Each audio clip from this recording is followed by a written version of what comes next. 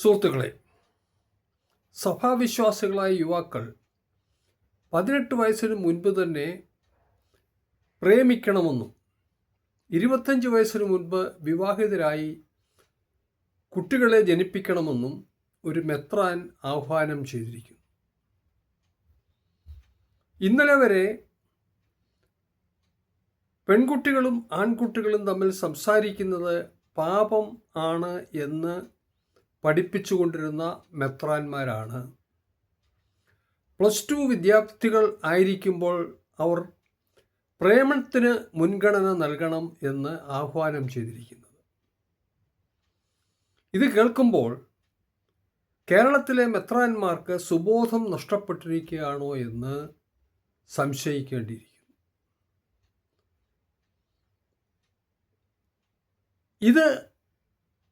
എന്നാൽ വസ്തുത അതല്ല. 2021 ജൂലൈ മാസത്തിൽ ചില മെത്രാന്മാർ കത്തോലിക്കരുടെ ജനസംഖ്യ വർദ്ധിപ്പിക്കുവാനുള്ള ഒരു പദ്ധതി പ്രഖ്യാപിച്ചു. 2ൽ കൂടുതൽ കുട്ടികളെ പ്രസവിക്കുന്ന മാതാപിതാക്കൾക്കുള്ള പ്രസവ ശുശ്രൂഷ കത്തോലിക്ക ആശുപത്രികളിൽ സൗജന്യമായി നൽകാമെന്നും 3ൽ കൂടുതൽ കുട്ടികളെ ജനിപ്പിച്ചാൽ ആ കുടുംബത്തിൽ ഒരാൾക്ക് സഭവക സ്ഥാപനങ്ങളിൽ ജോലി നൽകാമെന്നും ഉള്ള വാഗ്ദാനം നൽകിക്കൊണ്ടുള്ള ഒരു പദ്ധതിയാണ് അവർ പ്രഖ്യാപിച്ചത്.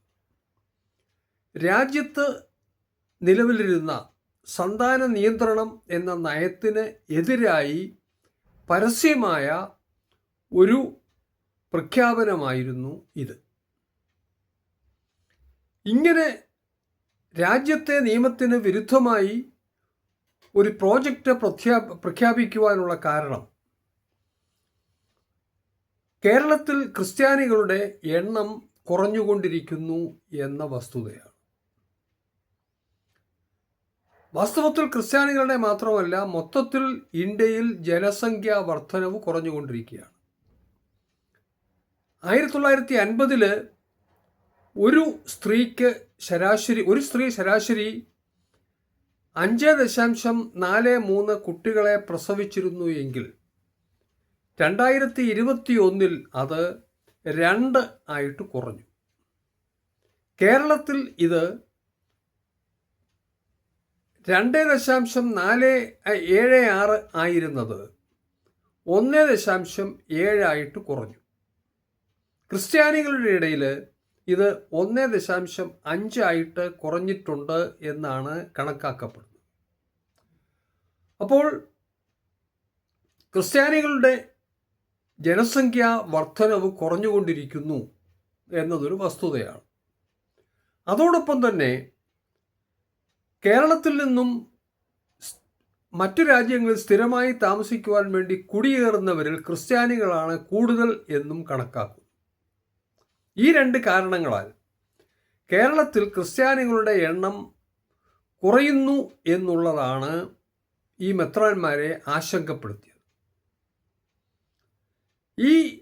ഈ പ്രശ്നം അവരെ ആശങ്കപ്പെടുത്തുവാൻ പല കാരണങ്ങളുണ്ട്.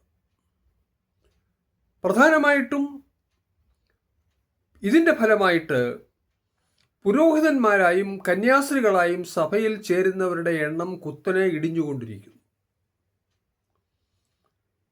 ഈ സ്ഥിതി തുടർന്നാൽ ഇപ്പോൾ സഭാവക ധാരാളം സ്ഥാപനങ്ങൾ ഉള്ളതിൽ കൂലി കൊടുക്കാതെ പണി ചെയ്യുവാൻ ധാരാളം പുരോഹിതന്മാരെയും കന്യാസ്ത്രീകളെയും ലഭിച്ചുകൊണ്ടിരിക്കുന്ന അവസ്ഥ മാറും.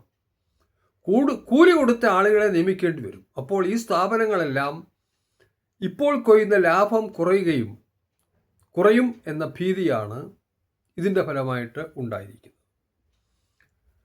അതിനേക്കാൾ ഉപരിയായി കേരളത്തിലെ എയ്ഡഡ് കോളേജുകളിലും എയ്ഡഡ് സ്കൂളുകളിലും ധാരാളം പുരോഹിതന്മാരും കന്യാസ്ത്രീകളുമാണ് ജോലി ചെയ്യുന്നത്, അധ്യാപകരായും അനധ്യാപകരായും. അവർക്ക് കിട്ടുന്ന ഭീമമായ ശമ്പളവും പെൻഷനും അതിൻ്റെ നല്ലൊരു ഭാഗം സഭയുടെ സമ്പത്താണ്, സഭയ്ക്കാണ് പോകുന്നത്, നൽകിക്കൊണ്ടിരിക്കുന്നത്. അപ്പോൾ പുരോഹിതന്മാരുടെയും കന്യാസ്ത്രീകളുടെയും എണ്ണം കുറയുമ്പോൾ ഈ വഴി സഭയ്ക്ക് ലഭിച്ചുകൊണ്ടിരിക്കുന്ന വരുമാനത്തിൽ കാര്യമായ ശോഷണം ഉണ്ടാകും എന്നുള്ളതാണ് ഇവരുടെ മറ്റൊരു ഭയം. അതോടൊപ്പം തന്നെ വിശ്വാസികളുടെ എണ്ണം കുറയുമ്പോൾ സഭയ്ക്ക് ലഭിച്ചുകൊണ്ടിരിക്കുന്ന വരുമാനം, നേർച്ച കാഴ്ചകളും ഫീസുകളും ഒക്കെ കുറയും. ഇതെല്ലാമാണ് ഒരു ഭാഗത്ത് ക്രിസ്ത്യാനികളുടെ ജനസംഖ്യ കുറയുമ്പോൾ സഭയ്ക്കും മെത്രാന്മാർക്കും ഉണ്ടാകുന്ന സാമ്പത്തിക ആഘാതം. ഇതാണ് മെത്രാന്മാരെ വെറുളി പിടിപ്പിക്കുവാനുള്ള ഒരു കാരണം. അതോടൊപ്പവും അതിനേക്കാളും പ്രധാനമായിട്ടും വോട്ട് ബാങ്ക് ഉപയോഗിച്ച് അധികാരവും സമ്പത്തും വർദ്ധിപ്പിച്ചുകൊണ്ടിരിക്കുന്ന സഭയ്ക്ക് കത്തോലിക്കരുടെ എണ്ണം കുറയുമ്പോൾ വോട്ട് ബാങ്കിൻ്റെ അടിസ്ഥാനത്തിലുള്ള വിലപേശൽ ശക്തി നഷ്ടപ്പെടും. അതിപ്പോഴേ നഷ്ടപ്പെട്ട് കഴിഞ്ഞിരിക്കുന്നു എന്നുള്ള ഭയം. ഈ ഭയവും ആശങ്കയുമെല്ലാമാണ് ജനസംഖ്യ വർദ്ധിപ്പിക്കുവാൻ, അത് പ്രോത്സാഹിപ്പിക്കുവാൻ വേണ്ടിയുള്ള പദ്ധതി 2021 പ്രഖ്യാപിക്കുവാൻ ഇവർ തയ്യാറായത്.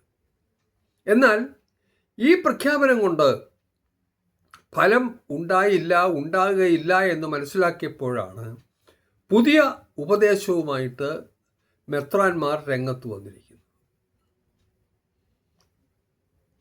വിദ്യാർത്ഥികൾ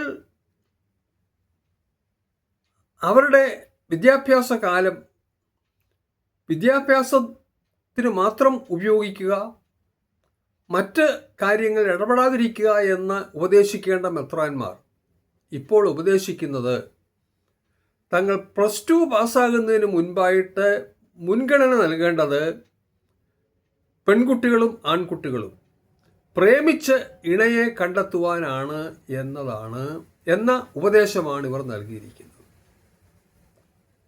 ഒരു പരിഷ്കൃത സമൂഹത്തെ ഞെട്ടിപ്പിക്കേണ്ട, ആശങ്കപ്പെടുത്തേണ്ട ഉപദേശമാണ് ഇത്. എന്തുകൊണ്ട് ഇവർ ഇങ്ങനെ ഉപദേശം നൽകുന്നു? അതിൻ്റെ കാരണം ഇത് മുമ്പ് സൂചിപ്പിച്ചതുപോലെ ജനസംഖ്യ വർധനവിലുണ്ടാകുന്ന കുറവും കുടിയേറ്റത്തിലുണ്ടാകുന്ന വർധനവും, അതിനോടൊപ്പം തന്നെ ഇന്ന് ചെറുപ്പക്കാരുടെ ഇടയിൽ വിവാഹത്തോടും കുട്ടികളെ ജനിപ്പിക്കുന്നതിനോടുള്ള താല്പര്യം കുറഞ്ഞുകൊണ്ടിരിക്കുന്നു. ഇതെല്ലാമാണ് മെത്രാന്മാരെ ആശങ്കപ്പെടുത്തിയിരിക്കുന്നത്. എന്നാൽ ഇവിടെ മെത്രാന്മാർ വിസ്മരിക്കുന്നതും പൊതുജനങ്ങൾ വിസ്മരിക്കുന്നതുമായ ഒരു കാര്യമുണ്ട്. ജനസംഖ്യ കുറയുന്നതിൻ്റെയും വിവാഹത്തോട് താല്പര്യമില്ലാതിരിക്കുന്നതിൻ്റെയും കുട്ടികൾ വേണ്ട എന്ന താല്പര്യം ഉണ്ടാകുന്നതിൻ്റെയൊക്കെ കാരണം ജീവിതം സഫലമാക്കുവാൻ വേണ്ടി മെത്രാന്മാർ ഇതേവരെ നൽകിക്കൊണ്ടിരുന്ന ഉപദേശങ്ങളാണ്. ജീവിതം അടിച്ചു പൊളിക്കാനുള്ളതാണ്, എൻജോയ് ചെയ്യാനുള്ളതാണ്, അതിന് പണം ആവശ്യമാണ്, പണമാണ് പ്രധാനം. അതുകൊണ്ട് ഭൗതിക സമ്പത്ത് വർദ്ധിപ്പിക്കുവാനതാണ് ജീവിതം വിജയിപ്പിക്കുവാനുള്ള മാർഗം എന്ന ഉപദേശങ്ങളാണ് അടുത്ത കാലത്ത് ശക്തമായി വിശ്വാസികളെ പഠിപ്പിച്ചുകൊണ്ടിരുന്നത്. ഇത് പഠിപ്പിച്ചതിൻ്റെ കാരണം അതിൻ്റെ ഒരു വിഹിതം സഭയ്ക്കും കിട്ടും എന്നുള്ള ലാഭ ഉദ്ദേശമായിരുന്നു. അപ്പോൾ ജനങ്ങളുടെ കാഴ്ചപ്പാട്, ചിന്താഗതി, വിശ്വാസികളുടെ ചിന്താഗതി പണമുണ്ടാക്കുന്നതാണ്, ജീവിതം പ്ലഷറിന് വേണ്ടിയുള്ളതാണ്, അടിച്ചു പൊളിച്ച് ആസ്വദിക്കുമ്പോഴാണ് ജീവിതം സഫലമാകുന്നത് എന്നുള്ള ഒരു ധാരണ ജനങ്ങളുടെ മനസ്സിൽ ഉണ്ടായതിൻ്റെ ഫലമാണ് വിവാഹത്തോടുള്ള താല്പര്യക്കുറവും, കുട്ടികൾ വേണ്ട, ഒന്നു മതി അല്ലെങ്കിൽ ഒന്നും വേണ്ട എന്നുള്ള താല്പര്യം ഉണ്ടാകുവാനുമുള്ള കാരണം. ചുരുക്കി പറഞ്ഞാൽ ഇന്നലെ വരെ ഇവർ നൽകിക്കൊണ്ടിരുന്ന ഉപദേശത്തിൻ്റെ പ്രത്യാഘാതമായിട്ടാണ് ഇപ്പോൾ ഈ അപകടം ഉണ്ടായിരിക്കുന്നത്. ഇത് സഭയ്ക്ക് മാത്രമല്ല സമൂഹത്തിന് മൊത്തത്തിൽ ഉണ്ടായിക്കൊണ്ടിരിക്കുന്ന ഒരു അപകടമാണ്. ഇതിനെ സംബന്ധിച്ച് ഈ സെപ്റ്റംബറിൽ ഞാൻ പ്രസിദ്ധീകരിക്കുന്ന ഒരു പുസ്തകം നസ്രാണികളുടെ ദൈവം അവരുടെ ലോകവും എന്ന പുസ്തകത്തിൽ ഈ വിഷയത്തെക്കുറിച്ച് വിശദമായി പ്രതിപാദിക്കുന്നുണ്ട്. അപ്പോൾ ഈ പ്രശ്നത്തിൻ്റെ കാരണം എന്താണെന്നും ഈ പ്രശ്നം പരിഹരിക്കണമെങ്കിൽ ചെയ്യേണ്ടത് എന്താണെന്നും അവരുടെ പഠിപ്പിക്കലുകൾ, ഇന്നലെ വരെ പഠിപ്പിച്ചുകൊണ്ടിരുന്ന പഠിപ്പിക്കലുകളിൽ മാറ്റം വരുത്തുകയാണ് ആവശ്യം. അതിനു പകരം വിശ്വാസത്തെ സംബന്ധിച്ചും സദാചാരത്തെ സംബന്ധിച്ചും ഉള്ള തെറ്റായ പഠിപ്പിക്കലുകൾ നടത്തുവാനാണ് ഇപ്പോൾ അവർ ശ്രമിക്കുന്നത്.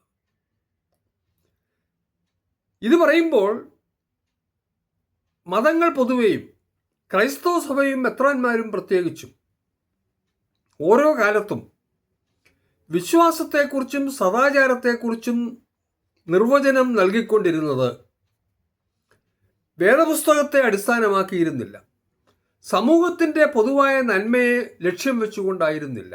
മറിച്ച് തങ്ങളുടെ സമ്പത്ത് വർദ്ധിപ്പിക്കുവാൻ സഹായകരമായ രീതിയിലാണ് വിശ്വാസത്തെക്കുറിച്ചും സദാചാരത്തെക്കുറിച്ചും നൈതികതയെക്കുറിച്ചും ഒക്കെ തരാതരം വിശ്വാസികളെ പഠിപ്പിച്ചുകൊണ്ടിരുന്നത്.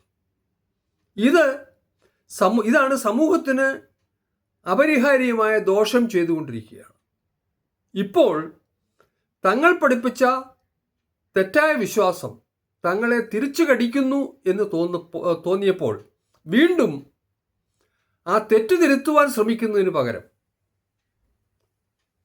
സമൂഹത്തിന് അപരിഹാര്യമായ ദോഷമുണ്ടാക്കുന്ന തെറ്റായ പഠിപ്പിക്കലുകൾ നടത്തുവാനാണ് ഇപ്പോഴും അവർ ശ്രമിക്കുന്നത്. അതുകൊണ്ടാണ്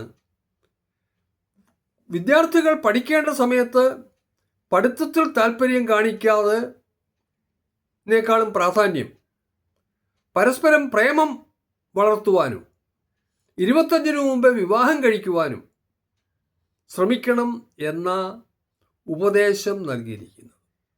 ഇത് കേൾക്കുമ്പോൾ മെത്രാന്മാരുടെ സുബോധം നഷ്ടപ്പെട്ടിരിക്കുകയാണോ എന്ന് തോന്നാം. പക്ഷെ അതല്ല. അവർ പണ്ട് മുതൽ തന്നെ കൈക്കൊണ്ടുപോന്ന വിശ്വാസ വിപരീതമായ സദാചാര വിരുദ്ധമായ പഠിപ്പിക്കലുകളുടെ തുടർച്ച വേറൊരു രൂപത്തിൽ വന്നു എന്ന് മാത്രമേ ഉള്ളൂ. ഈ വസ്തുത വിശ്വാസികൾ തിരിച്ചറിയുവാനുള്ള കാലം അതിക്രമിച്ചിരിക്കുകയാണ് എന്ന് പറഞ്ഞുകൊണ്ട് എൻ്റെ അവതരണം ഇവിടെ ചുരുക്കുന്നു. നിങ്ങൾക്ക് എൻ്റെ നമസ്കാരം.